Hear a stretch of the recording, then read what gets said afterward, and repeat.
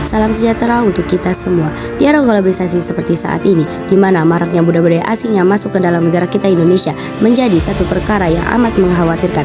Karena dengan adanya budaya-budaya asing yang masuk ke dalam negara kita dapat mengubah perilaku serta pola pikir masyarakat Indonesia, khususnya para remaja, karena para remaja masih memiliki sifat yang labil atau cenderung mengikuti perkembangan di sekitarnya. Menurut WHO, masa remaja atau adolescence memiliki arti di mana seorang individu mengalami peralihan dari suatu tahap ke tahap berikutnya yang mencakup kematangan mental, emosional, sosial, dan fisik.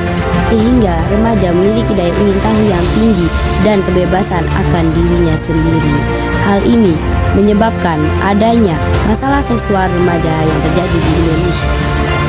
Oleh karena itu, saya sebagai generasi muda akan mengikutsertakan diri pada kegiatan Parlemen Remaja 2023 sebagai simulasi menjadi seorang DPR RI untuk membantu mencegah meningkatnya masalah seksual remaja yang ada di Indonesia dengan memanfaatkan 3 fungsi DPR RI.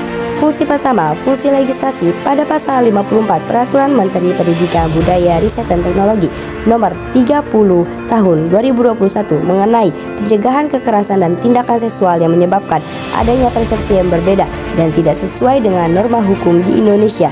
Maka, selaku pihak legislator, saya akan membahas dan merancang sebuah undang-undang mengenai hubungan seksual remaja yang dapat menjadi landasan utama hukum dalam setiap penanganan masalah seksual remaja.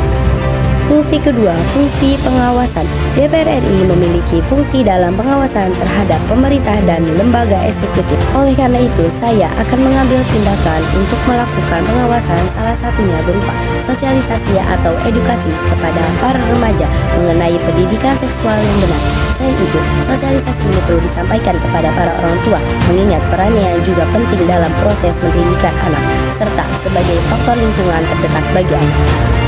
Ketiga, fungsi anggaran. Terkait pada fungsi ini, DPR RI memiliki fungsi untuk menindaklanjuti hasil pemeriksaan atas pengelolaan dan tanggung jawab keuangan negara yang disampaikan BPK.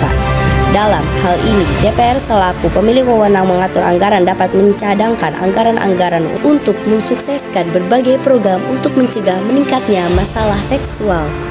Wahai generasi muda, marilah kita menjunjung tinggi martabat dan derajat kita sebagai bangsa Indonesia. Jangan sampai kita lalai, apalagi terjerumus ke dalam budaya seks bebas. Marilah kita menjadi generasi muda yang terampil, haus untuk belajar, serta upgrading knowledge and skill. Salam Parlemen Remaja.